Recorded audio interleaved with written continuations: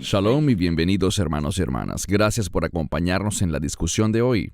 Una muy importante, pero como siempre antes de empezar, qué bueno verte, Baruch. Me alegra que hayas podido volver a Israel sin problemas. ¿Cómo estás? ¿Cómo está la familia? ¿Y cómo van las cosas en Israel? Bueno, nosotros como familia estamos muy bien. Las cosas se están volviendo cada vez más difíciles en Israel desde el punto de vista económico. También creo que la intensidad del mundo en contra de Israel está aumentando. Justo anoche escuchamos que si Israel no incrementa significativamente la ayuda humanitaria a Gaza, es decir, si no le damos provisiones al enemigo, Estados Unidos impondrá un embargo contra Israel, privándonos de las armas que necesitamos y seguramente otras naciones se unirán. Creo que es un momento muy difícil. Sin embargo, veo a Dios obrando en el sentido de que Él quiere que no confiemos en Estados Unidos, así como en el pasado no quería que Israel confiara en Egipto, sino que confiemos en Él. Espero que todo esto demuestre al pueblo de Israel que Dios es fiel, que Dios es en quien debemos confiar, a quien debemos acudir en busca de ayuda, y no en Estados Unidos, Europa, ni ninguna otra entidad. Amén, bien dicho. El propósito de este video, a manera de introducción, es que algunas personas han afirmado que, debido al conflicto específicamente en Israel, que la tribulación comenzó en octubre de 2024. De hecho, hay un video sobre esto en YouTube con más de 5 millones de vistas. Algunos afirman que el rapto viene en cualquier momento. ¿Hay alguna verdad bíblica en estas afirmaciones o son ignorantes o engañan a propósito a las personas sensacionalizándolo todo? Vamos a comenzar, pero como estábamos comentando antes de empezar esta grabación, Baruch, llegamos a un punto en que algunas personas escuchan tanto a estos individuos que se obsesionan con la pretribulación y la tribulación, o que si esta comenzó en octubre, el arrebatamiento podría suceder mañana o la próxima semana. Algunas personas nos han escrito diciendo que están vendiendo sus casas, que lo están vendiendo todo y donándolo a la iglesia, porque alguien dijo que el arrebatamiento será mañana, o tal pastor dijo que puede ser la próxima semana, debido a lo que sucede en Israel o por otros eventos en el mundo. ¿Qué puedes comentar, Baruch, para quienes escuchan este tipo de mensajes llenos de sensacionalismo en YouTube? Bueno, primero que todo, debemos enfocarnos en lo que dice la Escritura y no en lo que la gente dice. En cuanto a la tribulación, esta no ha comenzado. Lo que ocurre en Israel hoy en día, como hemos hablado, creo que muchas cosas en el mundo nos acercan rápidamente a lo que podríamos llamar los tiempos finales.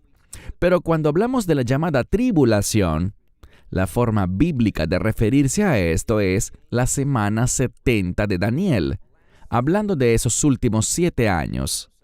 Y sabemos algo, eso comenzará con un acuerdo que se centrará en que el templo habrá sido construido en Jerusalén y esté en pleno funcionamiento. Bueno, eso no ha ocurrido. Estuve en Jerusalén hace unas semanas. No hay templo allí, no hay sacerdocio activo. No se está haciendo nada en el monte del templo en cuanto a ese mensaje que leemos en Daniel capítulo 9. Por tanto, la tribulación no ha comenzado. Eso es falso. Y cuando miramos los pasajes sobre los últimos días, ¿qué le dice Dios a la iglesia? Le dice que persevere, que resista y que se arrepienta. El propósito del libro de Apocalipsis es darnos una visión adecuada de nuestro Señor y Salvador. El libro de Apocalipsis es una revelación de Yeshua HaMashiach, Jesucristo. Creo que hay mucha confusión en la iglesia sobre los propósitos del Mesías. No solo se trata de su mensaje de salvación, sino también de lo que Él quiere que la iglesia haga en los últimos días, y eso es vigilar. Es un aspecto importante. Resistir, perseverar, superar y vigilar. Esto nos dice que habrá cosas que tendremos que superar y resistir, y también que debemos vigilar ciertos eventos a medida que el arrebatamiento se acerca. Pero creo que hay mucha confusión. Estos predicadores, tal como dijiste, o bien son ignorantes, no entienden la profecía, o están intentando engañar a propósito a la gente para crear sensacionalismo con fines financieros. Eso es algo que no vamos a hacer. Correcto, vamos a profundizar en eso. Mencionaste puntos muy importantes, Baruch, y la clave es que recordemos Mateo 24:36. Pero del día y la hora nadie sabe, ni siquiera los ángeles del cielo, sino solo mi Padre. Tus comentarios, Baruch, especialmente cuando algunos dicen que esto no se refiere al arrebatamiento, sino a la segunda venida del Mesías. Sí, bueno, fíjate que cuando llegamos a esta parte de Mateo 24, comienza a hablar en los siguientes versículos sobre los días de Noé. Y esto tiene que ver con la ira de Dios. Cuando vino el diluvio, fue un instrumento de juicio divino, de su ira. De la misma manera sabemos algo. En los últimos días antes del arrebatamiento y antes de que comience la ira de Dios, la gente estará comiendo, bebiendo, casándose y celebrando. La vida será muy normal para la mayor parte del mundo. Pero también vemos que la iglesia será perseguida. La iglesia siempre ha sido perseguida, pero cuando miramos la profecía del Nuevo Testamento, esa persecución aumentará en los últimos días. ¿Por qué? Por nuestro compromiso con la palabra de Dios y por el testimonio que tenemos, lo que significa que vivimos y nos comportamos como Cristo lo ordenó. Por eso, no creo que esto tenga nada que ver con la segunda venida. Cuando se habla del día y la hora, se está refiriendo al arrebatamiento. Correcto, gracias. Ahora, ¿por qué algunas personas afirman que la tribulación comenzó en octubre? Vamos a analizar esto un poco más. Obviamente ha habido muchos eventos sucediendo en el mundo. Como hemos mencionado Baruch y yo, esa convergencia que está ocurriendo. Ya sea el presidente Macron de Francia reuniendo una coalición de 10 naciones como un ejército europeo, o el Papa promoviendo y patrocinando, por así decirlo, un movimiento interreligioso ecumenista, diciendo que todos los caminos llevan a Cristo, lo cual es falso, por supuesto. Ya sea por catástrofes como huracanes que la gente en Estados Unidos ha tenido que soportar últimamente, o específicamente por el conflicto en Israel, cuando Irán ha venido ejerciendo más y más presión, entre otras cosas. Volveremos a eso en un momento, pero otro punto en el que las personas se están enfocando es en el pacto que mencionaste, Baruch, que es necesario para que se cumpla la profecía. Y creo que es muy importante lo que dijiste sobre el templo, porque leemos que Arabia Saudita está formando una alianza global para impulsar una solución de 2 estados entre Israel y Palestina. Eso no es nuevo, muchos lo han intentado. Y dado que se está analizando este acuerdo, esta alianza, y se está llevando incluso a los tribunales internacionales, algunos creen que este es el pacto o el acuerdo del que Daniel habla. Pero mencionaste un punto clave, Baruch. El templo también es la clave. Entonces quiero tocar ese tema antes de continuar. Sí, cuando miramos los últimos 7 años, comenzarán con un templo en funcionamiento. El acuerdo, si leemos Daniel 9, los últimos versículos de ese capítulo y pasajes paralelos que tratan del mismo tema, el énfasis está en el templo. No tiene nada que ver con lo que estamos viendo aquí en relación con Arabia Saudita y lo que ellos están promoviendo.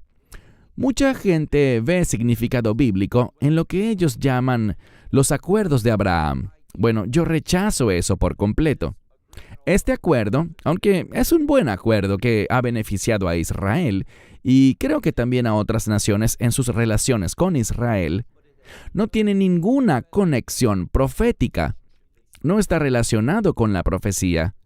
Tiene mucho más que ver con temas comerciales que con asuntos espirituales.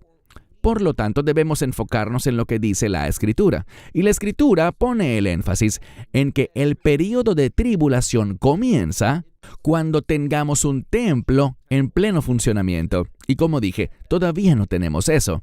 De hecho, cuando miras la posición del judaísmo, ellos dicen que antes de que exista un templo, Elías tiene que venir para enseñar y poner las cosas en orden, porque hay mucha confusión sobre cómo construir el templo, dónde exactamente debería estar y muchas otras cosas necesarias para su funcionamiento. Así que yo no veo, aunque escucho constantemente gente en internet diciendo que todo está listo, todo eso es mentira. No hay preparativos en este momento para el templo.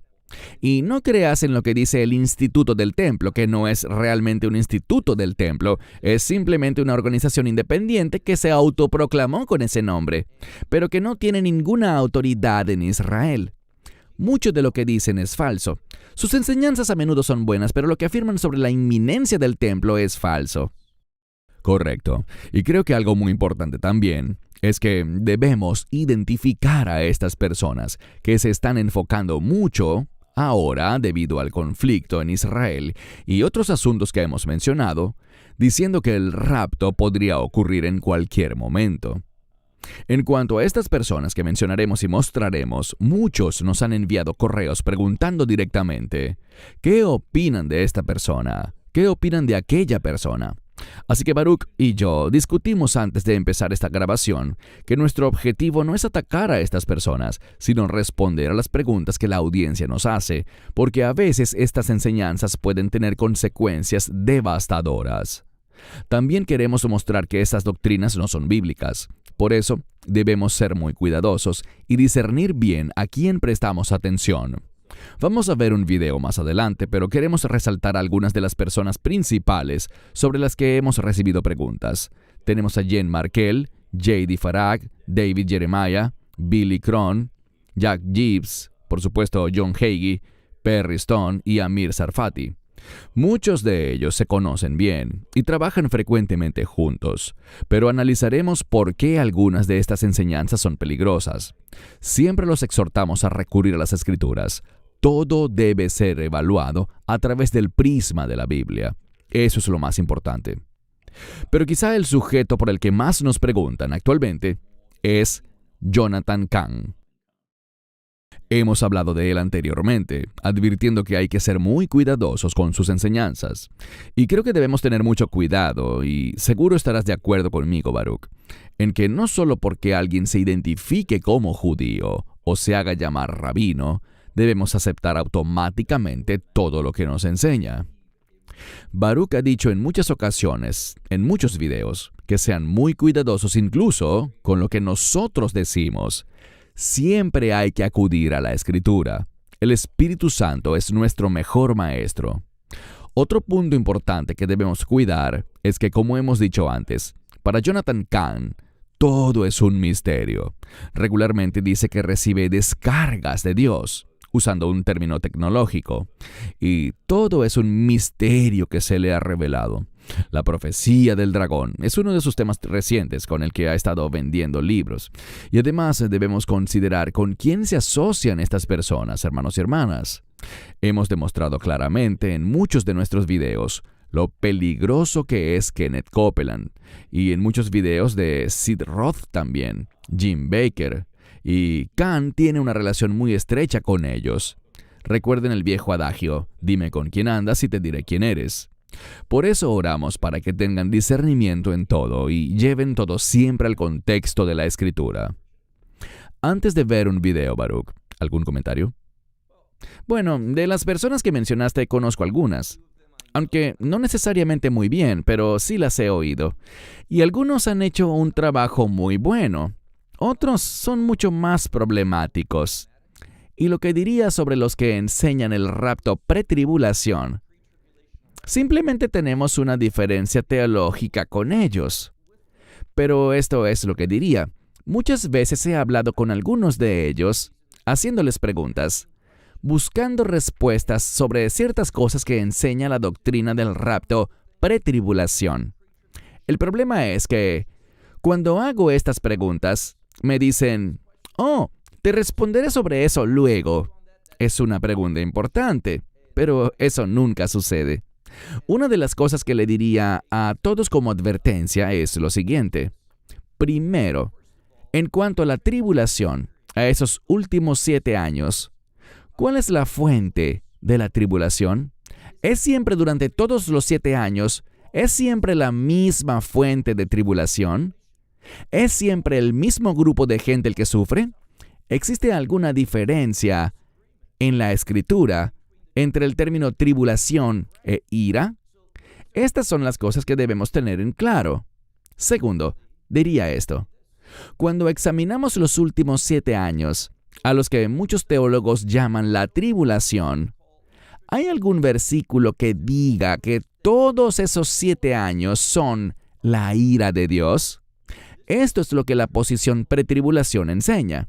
Y yo no creo que haya ningún fundamento bíblico que lo soporte. De hecho, cuando analizamos los juicios de los sellos en Apocalipsis 6, es claro que la ira de Dios no ha comenzado todavía. Y cuando hablamos de la gran tribulación, que ellos asocian con la segunda mitad, coincidiendo con la ira de Dios, cuando buscamos en la Biblia, descubrimos que la gran tribulación, mencionada en Apocalipsis 7:14, sucede antes de la ira de Dios. Es una doctrina llena de problemas, y lo último que diré, y ya hicimos un video sobre esto, es sobre Apocalipsis 3:10, el verso al que ellos siempre acuden para decir que seremos librados del anticristo. Pero cuando lo leemos, entendiendo el contexto del libro de Apocalipsis, vemos que Apocalipsis 3:10 trata sobre librar a la iglesia de la ira de Dios y no del anticristo. Tienen muchos problemas teológicos que no quieren debatir. Solo siguen compartiendo lo que ellos creen en vez de lidiar con los problemas del rapto pretribulación desde un punto de vista bíblico. Correcto. Bueno, vamos a ver un corto video ahora y luego regresaremos con algunos comentarios. Primera Tesalonicenses 5:9, porque Dios no nos ha destinado para la ira. ¡Boom! Ahí está.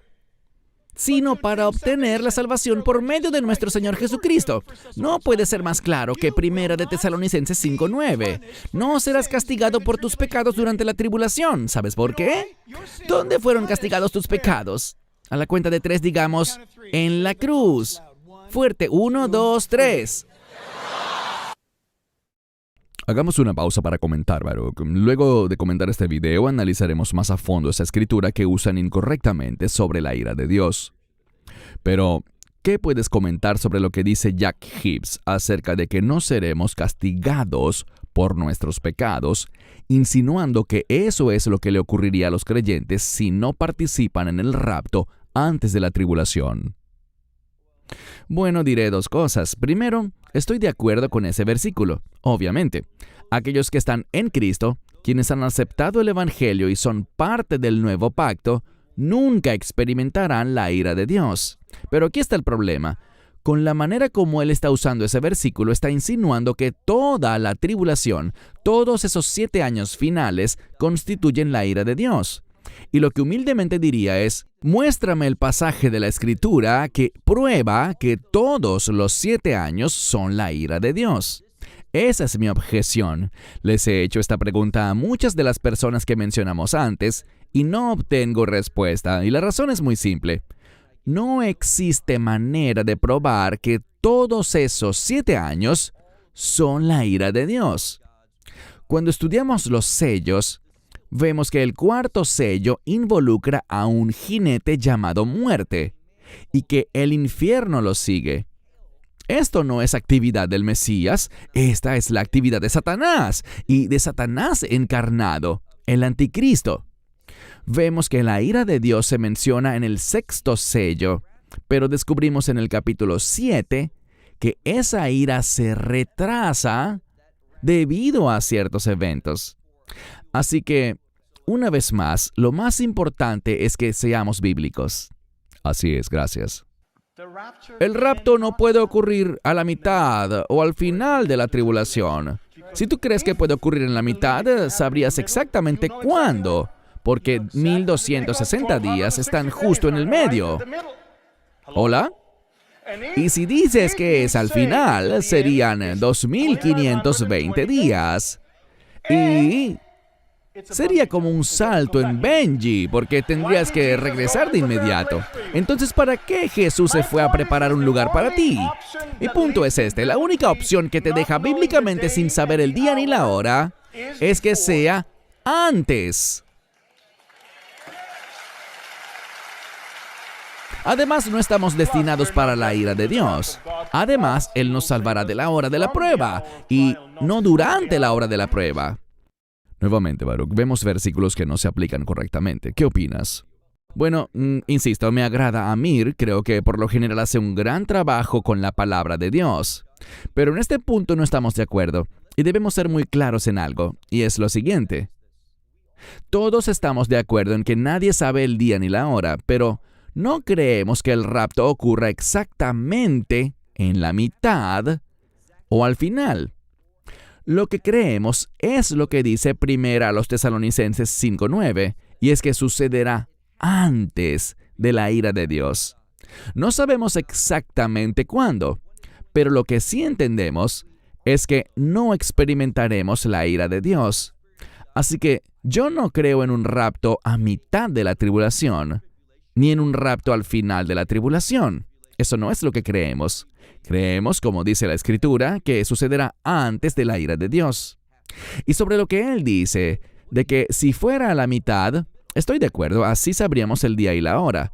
Pero no es lo que creemos. Lo que nosotros enseñamos es esto, que según 2 Tesalonicenses 2, la abominación desoladora ocurrirá y poco después, ¿qué tan pronto? ¿Serán instantes? ¿Serán días? ¿Semanas? ¿O quizás unos meses? No sabemos, pero sí sabemos que la abominación desoladora tiene que ocurrir, pero jamás decimos que ocurre justo a la mitad.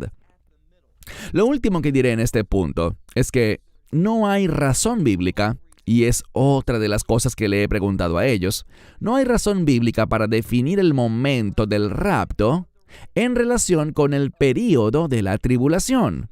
En primer lugar, la Escritura no dice que esos 7 años se llamen la tribulación. Esa es una creación del hombre. Así que, insisto, no hay razón bíblica para ubicar el rapto en relación con la tribulación, ya sea antes, a la mitad o al final. Estoy de acuerdo con todas esas posturas. Lo que yo veo, basándome en lo que oímos antes, en 1 Tesalonicenses 5:9, es que sucederá antes de la ira de Dios. ¿Y cuándo comienza la ira de Dios? Bueno, eso es lo que deberíamos tratar de entender, estudiando bien las Escrituras. Muy bien, gracias.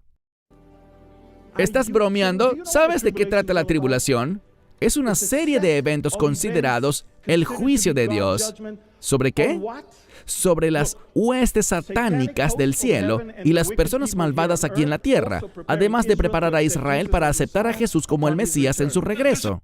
Bueno, tocaremos este punto un poco más adelante porque se trata del concepto de la tribulación como un periodo de 7 años.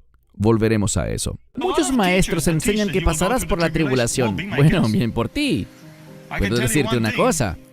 Todo este debate sobre pretribulación o a la mitad de la tribulación, al final de la tribulación, es como ir a un restaurante y decidir cómo quieres la carne, cruda, término medio o bien cocida.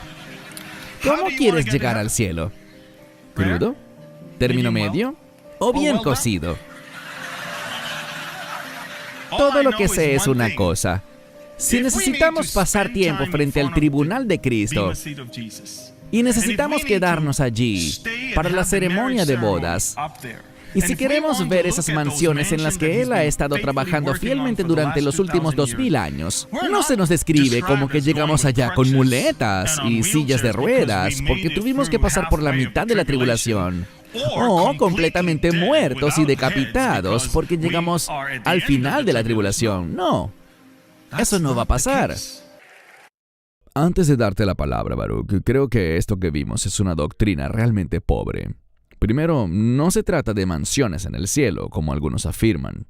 La traducción correcta es moradas, así que no tendremos mansiones en el reino, sino que Dios está preparando una morada para nosotros. Pero además, obviamente, está desconociendo que tendremos cuerpos glorificados, que serán transformados en un abrir y cerrar de ojos. El concepto que él plantea con personas en sillas de ruedas o muletas o incluso decapitadas, no lo puedo entender. ¿Qué opinas sobre esto, Baruch? Bueno, para él solo 3 opciones, antes, durante o al final de la tribulación. Yo rechazo las 3, porque no veo que ninguna sea bíblica. Lo que yo hago es volver una y otra vez a la promesa que oímos antes y que está en el mensaje de Jack Hibbs, y es que no experimentaremos la ira de Dios. De nuevo, ¿cuándo comienza la ira de Dios? Entiendo que todos estos individuos quieren afirmar que empieza al inicio de esos últimos 7 años. Pero no veo escritura alguna que confirme eso. Simplemente creo que es falso. Entonces, lo que debemos preguntarnos es, ¿cuándo comienza la ira de Dios? ¿Por qué ocurre la ira de Dios? ¿Y sobre quién se derrama?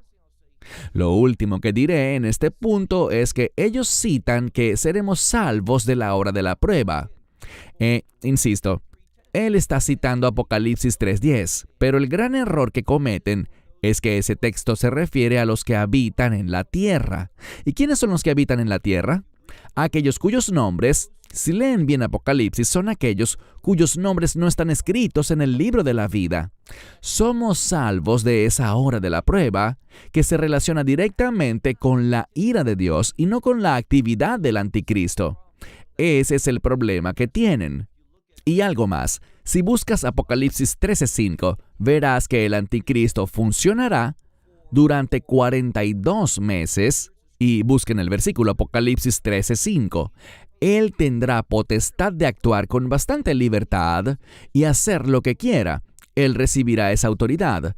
¿Y qué hará con esa autoridad? Perseguir. Siempre hablan de los santos de la tribulación, pero no veo en ninguna parte de las Escrituras ese gran avivamiento que ellos siempre dicen que ocurrirá después del rapto.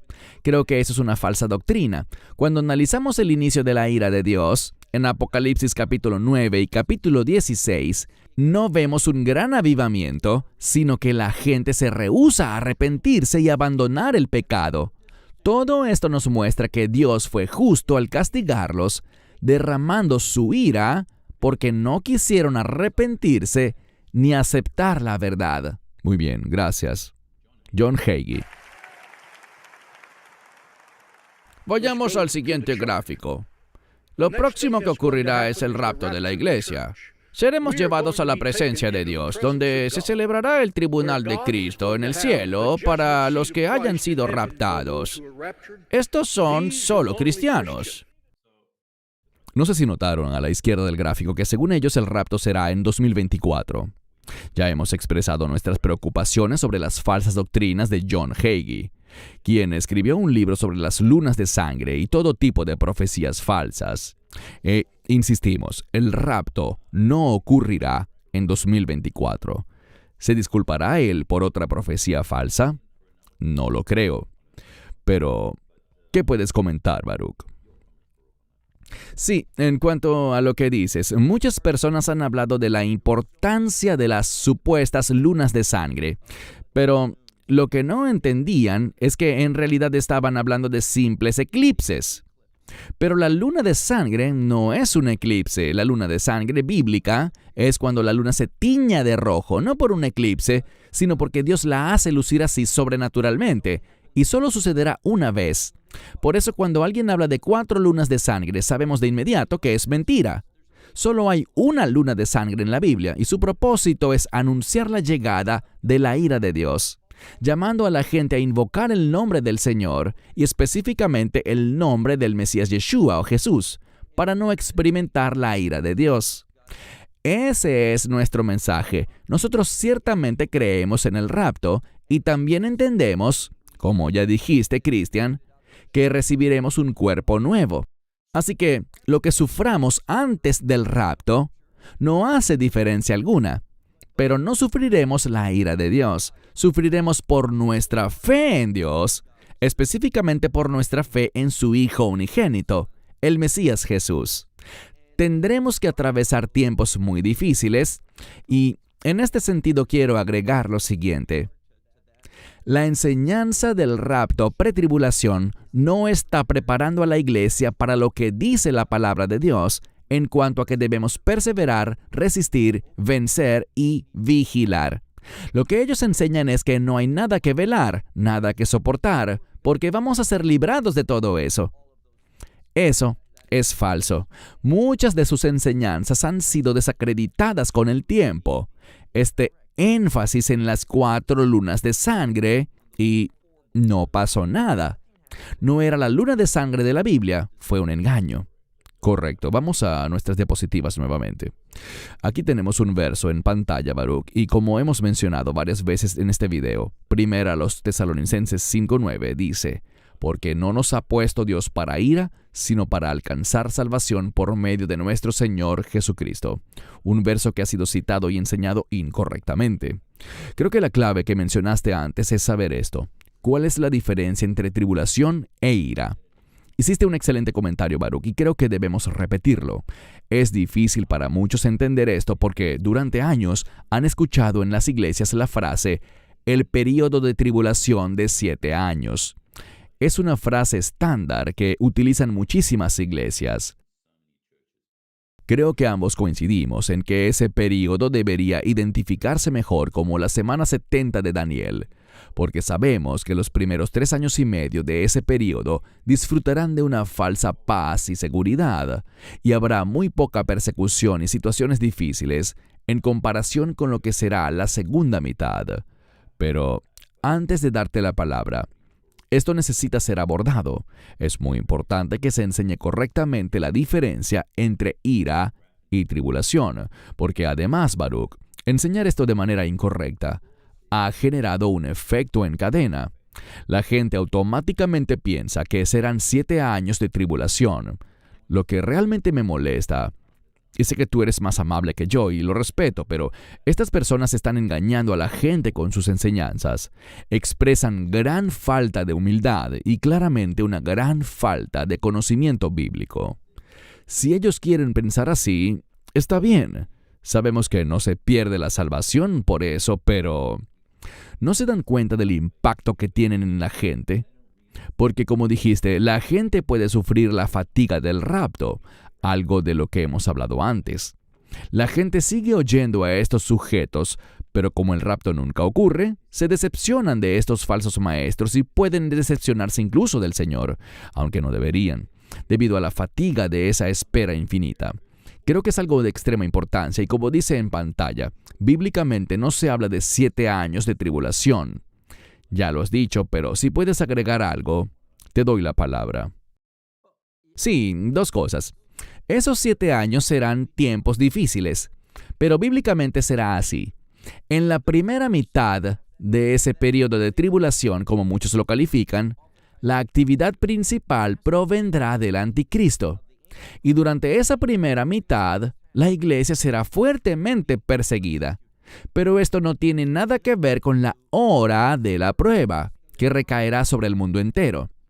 Este es el problema principal. Luego, a mitad de la tribulación, exactamente a la mitad, ocurrirá la abominación desoladora.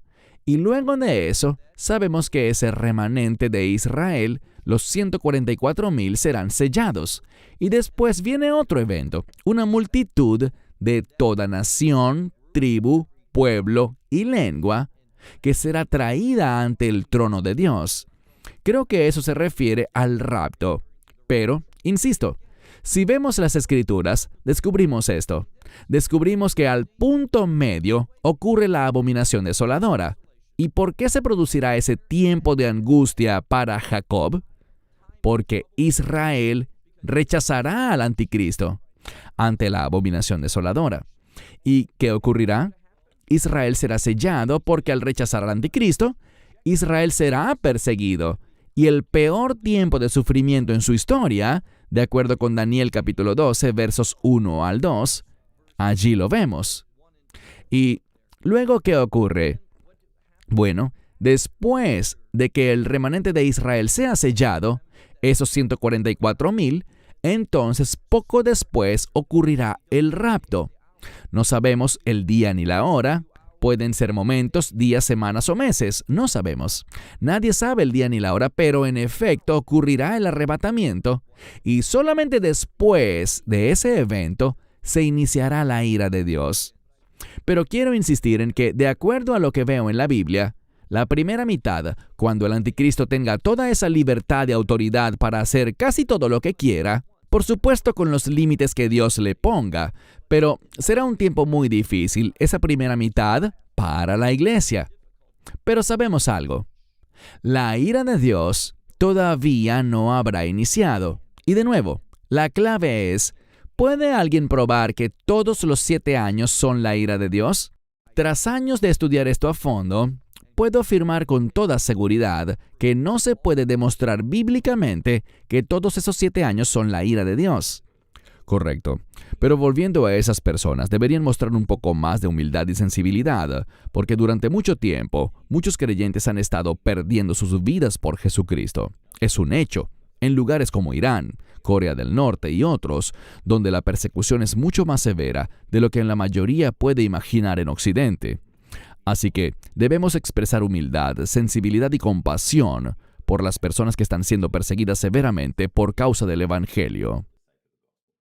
Quiero acotar en cuanto a lo que mencionaste sobre la última diapositiva, Christian, que no existe un período de tribulación de 7 años. Lo que sí existe es la semana 70 de Daniel, que es el término que yo uso y que es bíblico. Durante esos 7 años van a pasar cosas difíciles, pero como dije, no se puede atribuir a la misma fuente, ni será el mismo grupo el que sufrirá. Por eso rechazamos la idea de que esos 7 años sean completamente la ira de Dios, y que sean las mismas personas las que sufrirán. Es decir, que todo el mundo sufrirá, porque eso no es bíblico. Correcto. Veamos algunas escrituras. Segunda a los Tesalonicenses 2, del 1 al 4. Ahora bien, hermanos, acerca de la venida de nuestro Señor Jesucristo y de nuestra reunión con Él, os rogamos que no os dejéis conmover ni conturbar pronto, ni por espíritu, ni por palabra, ni por carta, como si viniera de nosotros, como si el día de Cristo ha llegado. Nadie os engañe de ninguna manera, porque ese día no vendrá sin que primero venga la apostasía y se manifieste el hombre de pecado, el hijo de perdición, que se opone y se exalta sobre todo lo que se llama Dios o es objeto de culto, de modo que se sienta como Dios en el templo de Dios, mostrándose él mismo como Dios. Hay una pregunta que hemos discutido en otros videos, pero tal vez alguien nos esté viendo por primera vez. Y es que muchos que enseñan la pretribulación dicen que esto no habla del rapto, sino de la segunda venida de Cristo. En mi opinión está muy claro aquí, especialmente cuando menciona nuestra reunión con Él, que se trata del harpazo, el arrebatamiento. ¿Qué piensas tú, Baruch? Sí, estoy totalmente de acuerdo contigo en que esto habla del rapto. De hecho, lo que dice el griego original es nuestra reunión junto con Él. Debemos entender que el verbo para reunirse tiene un prefijo, es la preposición epi, y luego con Él tiene esa misma preposición. Parece redundante, pero busca enfatizar que nosotros vamos a Él. ¿Y cómo vamos a Él? Cuando Él nos reúna arriba con Él. Lo segundo que vemos es que muchas traducciones se equivocan al hablar del día del Señor. No es el día del Señor, sino el día de Cristo. Los mejores manuscritos lo mencionan así. La edición Nestle Allen del Nuevo Testamento griego se enfoca en publicar las diferencias en el texto, pero los mejores manuscritos tienen el día de Cristo. Y al final, aquí en el verso 4, habla sobre la abominación desoladora. Se refiere al anticristo oponiéndose a Dios, exaltándose a sí mismo por encima de todo lo que se llama Dios. Esa es la obra del anticristo, esa es la abominación desoladora. Cuando él se siente como Dios, en lo que literalmente es el santuario de Dios, o sea, el lugar santísimo, autoproclamándose Dios, esa es la abominación desoladora. Lo que las Escrituras nos dicen es esto, que el rapto no puede suceder antes de la abominación desoladora. Este es un asunto muy importante. Lo que muchos hacen, y aquí es cuando hablamos de la apostasía que correctamente señalaste, esa caída. Muchos defensores de la pretribulación no entienden bien este pasaje y dicen que esta caída o apostasía supuestamente es el rapto. Eso es ridículo, porque esta caída, si te fijas bien, siempre se refiere a apartarse de algo que es bueno hacia algo que es malo, apartarse de la verdad hacia algo que es falso. No hay manera de identificar esta apostasía, esta caída, con el arrebatamiento. El rapto es algo maravilloso, es nuestra esperanza bendita de dejar este mundo con todo su pecado para estar con el Señor para siempre. Así que debemos entender este pasaje importante de la forma correcta. Así es, gracias. Hablamos de Mateo 24 antes, pero ahora vamos a profundizar en él, Baruch. Mateo 24, iniciando en el verso 4. Y Jesús respondió y les dijo: Esto sucedió cuando los apóstoles le preguntaron sobre los últimos días y sobre su venida. Mirad que nadie os engañe, pues muchos vendrán en mi nombre diciendo: Yo soy el Cristo, y engañarán a muchos. Y oiréis de guerras y rumores de guerras.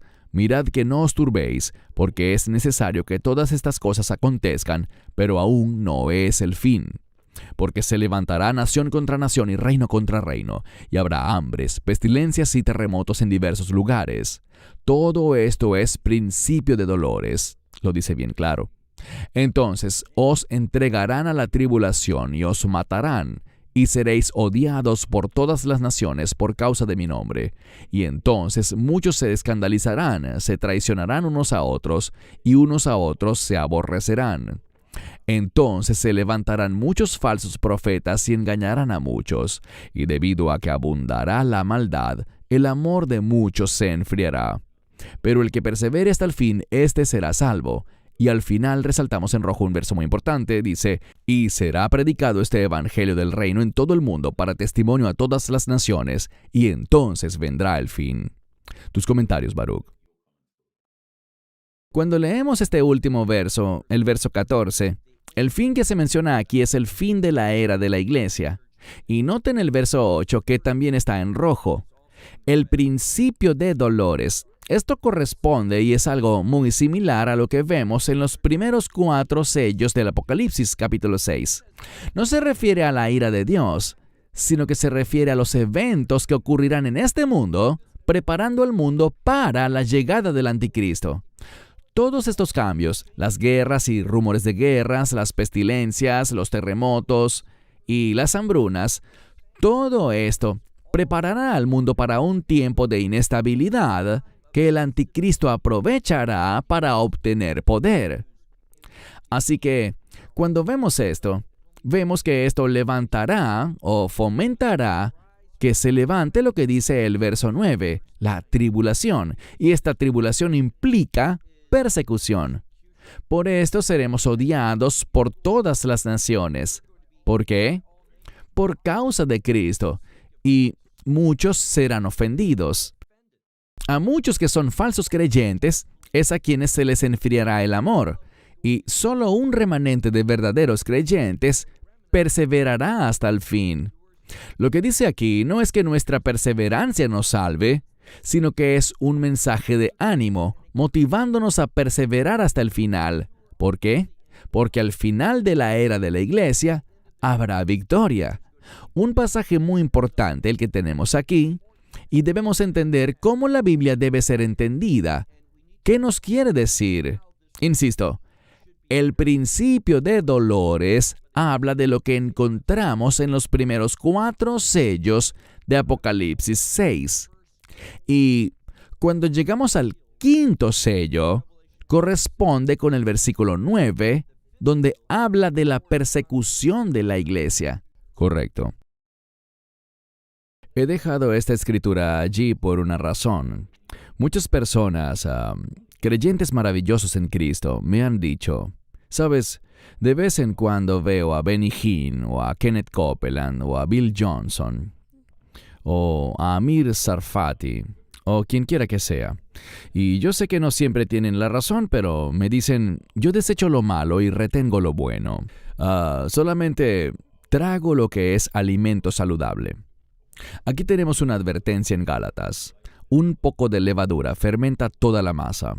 Creo que debemos ser muy, pero muy cuidadosos con el tipo de enseñanzas que escuchamos.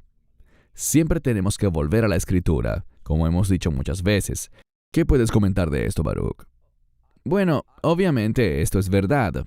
Un poco de falsedad puede hacer exactamente lo que dice la Escritura: infiltrarse y desviarte para sacarte de la voluntad y de la verdad de Dios. Entonces, un poco de falsedad puede terminar teniendo un efecto muy desastroso.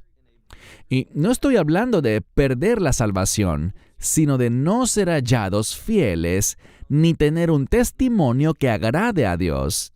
Y debo decir, una vez más, que esta idea de que el rapto es inminente y podría ocurrir en cualquier momento, inclusive hoy, no prepara a la gente para lo que proféticamente el Nuevo Testamento advierte que la iglesia atravesará.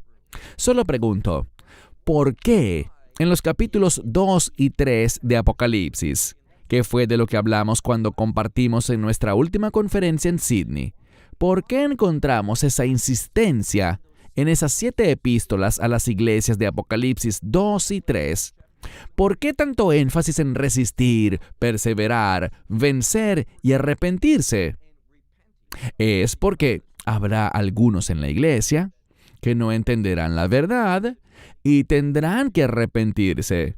Quienes lo hagan tendrán pruebas que vencer, situaciones donde deberán perseverar y estar atentos a eventos proféticos clave que ocurrirán. Así es, gracias. Quiero decir una cosa más, a manera de reflexión. No es un versículo bíblico, pero creo que es mejor estar divididos por la verdad que unidos por la mentira. Debemos ser extremadamente cuidadosos con lo que oímos. Algunas de estas enseñanzas no son un problema de salvación. Nadie perderá su salvación por esto, pero no estarán preparados para lo que viene. ¿Estará el Señor con nosotros para fortalecernos, guiarnos y protegernos cuando pongamos nuestra confianza en Él? Absolutamente. Pero necesitamos ser muy cautelosos y debemos preocuparnos. Dicho esto, Baruch, te doy la palabra para tu importante conclusión final. El propósito de este video es brindarles ánimo. No buscamos que confíen en lo que Cristian y yo decimos, sino que estudien directamente la Biblia para mostrarse aprobados. Como dijimos, muchas de estas personas que no coinciden con nosotros en este tema no son malas personas. Aman al Señor y a menudo enseñan cosas ciertas. Pero en esta área específica hay un desacuerdo. Los hermanos y hermanas en el Señor pueden tener tales diferencias. Pero lo que queremos enfatizar es: busquemos la Escritura, respondamos algunas preguntas importantes, veamos lo que la Biblia realmente dice sobre cuándo comienza la ira de Dios, y si la iglesia, en efecto, será perseguida en los últimos días por el anticristo. Y, finalmente, creo que otra verdad muy importante es esta. Pregunto, ¿existe alguna escritura que nos brinde pruebas de que no sufriremos persecución? Puedo decirles que cuando vemos en el Nuevo Testamento, hay un énfasis en que la iglesia atravesará persecución, que seremos odiados debido a nuestra afinidad con el Mesías Jesús. La persecución es algo que los creyentes verdaderos han experimentado a lo largo de la historia de la iglesia. No hay razón para creer que el anticristo no va a perseguir a la iglesia. E insisto, lo repetiré una vez más. Mira esa escritura en Apocalipsis 3:10 y estudia bien a aquellos que moran en los cielos y aquellos que moran en la tierra. Lo que descubrimos es que la hora de la prueba es para los que habitan en la tierra, cuyos nombres no han sido escritos en el libro de la vida. No tiene que ver con la iglesia ni con el anticristo, sino que tiene que ver con ser librados de la hora de la prueba que viene sobre toda la tierra. Y la fuente de esa prueba es la ira de Dios. Aquellos que habitan en la tierra son quienes no tienen conexión con el Evangelio ni con el Mesías. Este es un gran ejemplo de ese versículo, y como dije en nuestro video, es el verso más mal interpretado de todo el Apocalipsis. Pero la gente sigue citándolo como la prueba de que no atravesaremos nada del periodo de tribulación. Eso es falso. Gracias, Baruch, gracias por tu tiempo. Creo que es un tema muy importante. Hermanos y hermanas, compartimos esto por la empatía que sentimos, porque queremos que la gente esté preparada y lista. No todo es sombrío. Claro, el Señor es nuestra fortaleza, nuestra roca, nuestro libertador. Solo les animamos a velar y orar, a que tengan discernimiento con estas enseñanzas que están explotando por todo YouTube y entre otras redes sociales. Y como siempre decimos Baruch y yo, veamos todo a través del lente de la Escritura. Todo lo que se diga, examinémoslo con el lente de la palabra de Dios. Gracias, Baruch, por tu tiempo, lo apreciamos. Hermanos y hermanas, esperamos que hayan sido bendecidos y que nos acompañen en nuestra próxima discusión. Shalom y bendiciones. Esperamos que te hayas edificado con el mensaje de hoy y lo compartas con otros. Te invitamos a seguir nuestros estudios cada semana por este canal y por el portal de YouTube de Amarás a Israel. También puedes descargar nuestra aplicación móvil gratuita, Mi Estudio Bíblico. Finalmente, para obtener más información sobre nosotros, visita nuestra web amarasaisrael.org, donde encontrarás otras conferencias de Baruch en audio, video y texto. Hasta el próximo programa. Que el Señor te bendiga en Yeshua HaMashiach, Jesús el Mesías, mientras caminas con Él. Shalom desde Israel.